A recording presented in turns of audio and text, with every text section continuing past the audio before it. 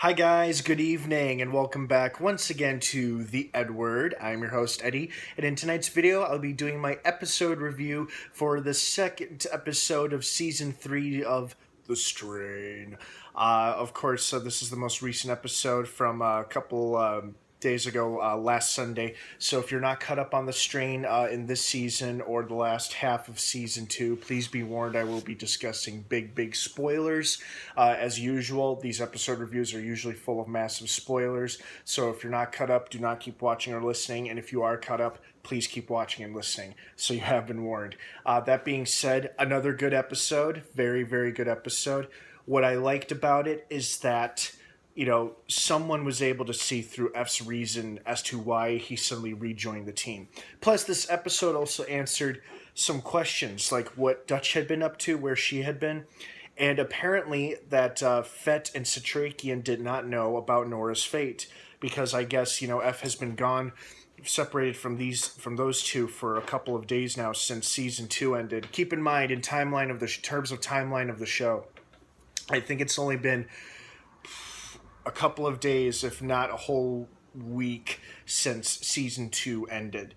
And so now, of course, they found out that their poor beloved ally Nora is dead, and then Zach has been taken by the Master. And, I liked how Satrakian's like, if you ever get a chance to get your son back, I'll support it, and we'll try to figure it out together.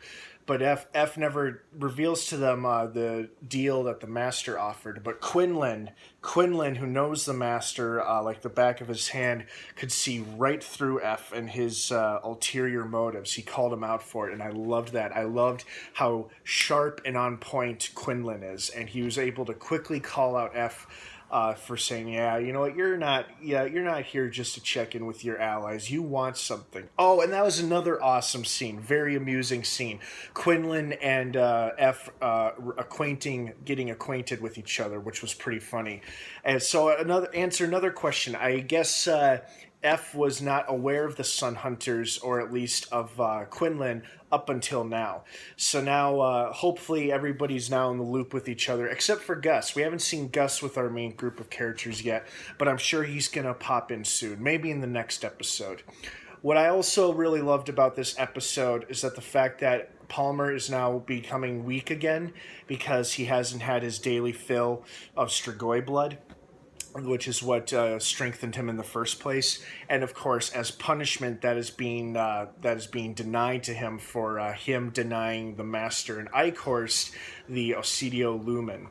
And of course, now that gives Eichhorst all the cards and tells him, oh, if you want the Master's blood, you're going to have to earn it. He has a great line about rewards must be earned or something like that.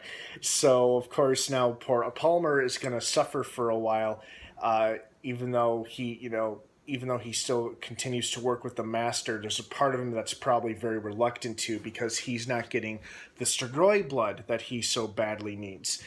And I thought it was also interesting how, when he's offering the deal to Satrakian and Fett, I thought it was interesting how Fett had no idea about Satrakian using Strigoi blood to lengthen his life, to, keep himself alive.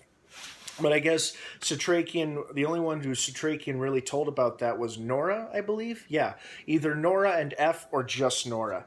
So he didn't tell the others because he probably wanted it to be a secret so he wouldn't scare anybody off. But obviously he didn't reveal that to Palmer because A, he doesn't like Palmer, B, doesn't trust him, C, Palmer's basically betrayed and sold out the human race. So, of course, a Satrakian is smart enough not to make a deal with him or trust him. But he did point out that to Fett that they can manipulate him. So that's good. That's a good sign. And then I'm also really relieved that somebody stopped F before he could get his hands on the Lumen and try to hand it over to the Master. Quinlan, who saw right through him, was like, no, the Master will not honor his end of the deal. You'll not get your son back. Tell you what, let's use the book to lure him out of hiding, and once he's lured out, then I move in and kill him, and we save your son and the human race. And, F never said he agreed to that, but based on the look on his face, it seems like he's open to the possibility. And then, another thing I liked seeing was Dutch with another ragtag group of survivors. One of them was a mutual hacker friend of hers. God, what a dick move to leave her behind like that. I was surprised. Like, he didn't even bother to try to help her. He just like brushed her off as being a lost cause, being dead, and like the other two people, and then the other ones escaped. But we saw him get hit in the arm with one of the tentacle tongues, and of course, when Dutch goes back to their little hideout, she's getting her food, her share of the food, and then she notices something, takes the UV light. Sure enough, he's got them all over. He's got the white worms inside his chest, all over his body. And then almost as like a saving, sparing, like granting him mercy, and then also a giant fuck you to him at the same time, as he's talking. At first I thought, she's going to cut off his head or she's going to shoot him in the head. And then she takes out the machete. She doesn't completely cut off his head. It's like he has his mouth open and the machete cuts off like his upper jaw and his upper head, and then the rest of it is still left behind. That was so gross. Scared the hell out of the other two survivors, but Dutch really did do him a favor by taking him out mercifully way before he turned into a Strigoi. So thanks, Dutch, and screw you to that guy for doing that. And now I'm assuming she's off to rejoin her former allies. Whether or not they'll welcome her with open arms remains to be seen. I mean, I don't see why they wouldn't. I'm sure they'd love to see her back, especially Fett. But who knows? It's hard to tell. Overall, a great episode. I'm really glad that F did not get the chance to steal the Lumen.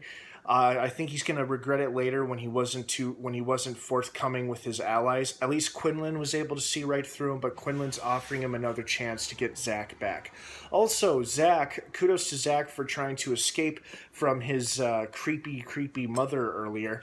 God, that actress, Natalie Brown, I think her name is, she's doing a fantastic job of she's playing on the border of human and Strigoi, and she's playing it out. It's perfectly balanced, Strigoi and human almost. She's doing a fantastic job. I love her ghoulish performance. So well done, Miss Brown. Well, guys, thank you so much for joining me here on this episode review of the Strain. Don't forget new episodes on Sunday nights. Every Sunday night on FX. Check your local listings for times, and don't forget to subscribe to this channel as we continue to follow Season 3 and follow more of my episode reviews. Don't forget to check out my Facebook page in the description down below. You'll see the link there. I think you'll like what you see. Have a great rest of the night, everybody. Thanks again for stopping by, and of course, until next time, may the Force be with you.